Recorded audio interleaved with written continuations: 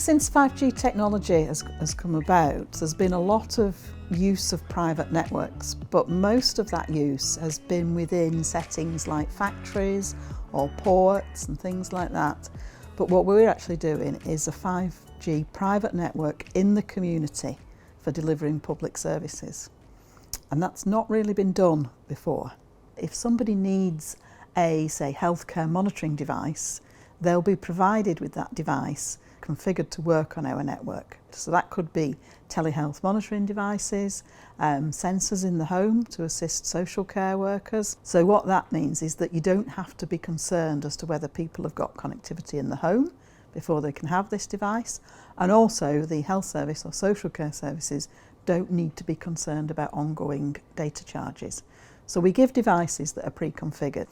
And the other thing we're doing now is we've expanded and we're actually giving primary school pupils Chromebooks connected to our network so that they can use it for schoolwork at home and even after the pandemic use it for their homework. What we're trying to do is to get more people to use the digital offer first and then wrap the services around that. There are huge health issues with regards to not having access. So that's one of the main drivers that we had, was to try and make sure that we provided the service to everybody, not to just to those that can afford a broadband connection. It's about the integration of the technology with the social need, and that's the challenge that I felt really drew me to this project, is to try and get the technology to meet people's needs, not to push technology on people. We create one of the use cases for the Liverpool 5G project, Chill Panda. Chill Panda is a game we co-created with a child psychologist, taking a lot of the techniques she uses with young people to reduce anxiety and putting them into a game environment so that children can play them again and again and learn what works for them. So part of the Liverpool 5G project is to look at Chill Panda with wearables. By wearables, we particularly mean heart rate monitors. We're distributing low-cost heart rate monitors to the participants in the trial, which means while they play the game, they can see the effect it's having on their heart rate. The 5G connection's given us a more stable connection, so we don't have any issues with the devices falling off the network, so it's not uploading them correctly. Also, the residents can talk to their relatives quite easily, either using Zoom or Teams or whatever type of video connection. Before, we were using just normal Wi-Fi in effect. And we had outages, we had times where there wasn't enough bandwidth for certain activities. Now everything runs a lot smoother and it just makes the working environment a lot better. Having our own private independent network actually makes it more secure. We know exactly who's got access to it, we can monitor it, and one of the big financial gains is that we don't have data charges. Once the capital investment is made, the actual running costs are considerably less for both health and social care. There is a real need in Liverpool and the Liverpool City region for this type of technology because, as I mentioned before, there is a lot of deprivation in the area. So as a technologist and working with other people, I feel I can bring technology to help and really give social benefit and even up the agenda, as it were, for the people in the north and especially of Liverpool. The biggest single problem is capacity. The whole idea is to help keep people out of hospital, and by monitoring them at home or in a care home, then we enable the NHS to nip problems in the bud.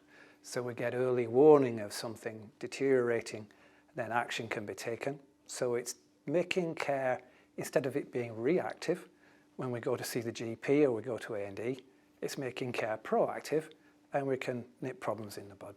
The eHealth cluster were working with the local council and with health and social care organisations, trying to get small technology companies get their products into those areas.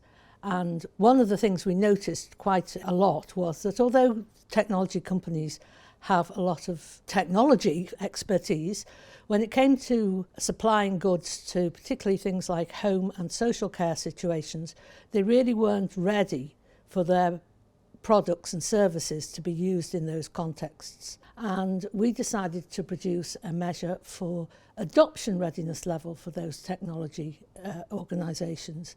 The feedback we've had from people is that it's really useful. We worked with Liverpool on the adoption readiness levels tools because one of our businesses that we were working with also were very keen to enter the health market. The health market is a growing market. If we really are going to try and close the gap that the Levelling Up paper says that we need to do between the lifestyle of the richest and poorest, we really need to use all of our tools, and technology is one of those tools to help close that gap. And 5G is a platform to enable that to happen. For our 5G Create project, we created a project called Eden Universe. And what we wanted to do with that is test how 5G and enabled technologies could enhance a visitor experience at Eden Destination. So we created a whole range of different digital content experiences that included augmented reality, virtual reality, and a virtual tour of the Eden site. To bring that into care homes, we were really interested in the health and well-being aspect of it and how whether any of the content we were creating could increase the health and well-being, both physical and mental, of residents in care homes. So we've worked in collaboration with Liverpool 5G to deliver that digital content up into care homes in Liverpool. And I think now more than ever, these experiences are really kind of showing what they can offer. My residents aren't going to get that experience by going to Cornwall. They're not going to be able to travel down to Cornwall where it's based. So they've brought it here, and this is going to enrich their lives for these how many weeks they're here. It's going to make people happy. It's going to give them something to look forward to. And I think that nature is very important to bring with people, and that's my opinion on it. And I'm just honoured that I can be a part of this with the residents. We've been looking at some of the next generation telecare, which is using a whole range of sensors and can do all sorts of monitoring, particularly some of the IoT sensors where you can monitor water usage, etc., etc. So there's a whole range of different types of way of monitoring people. And we're also looking more and more at the prevention. So if we can try and keep people safe and well in their own homes longer, then they don't need to go into our services or into the health service. That's beneficial to us all. So we're looking very much at trying to get some of these new sensors into people's homes so that the person gets the care that they need at the times they need it, and we're not over-providing or under-providing the care, and we can help people build enough experience and enough confidence to try and live independently. We've received a lot of money from DCMS in 2 tranches of the project. What we're hoping for now is some investment in the company to take that forward. It'll still be a private network, and it will still have a social conscience for delivering what the people of Liverpool need around health and social care in a digital fashion. It's here and now, and it's happening. It's actually happening on the streets in Kensington. So it's not futuristic, it's here and now.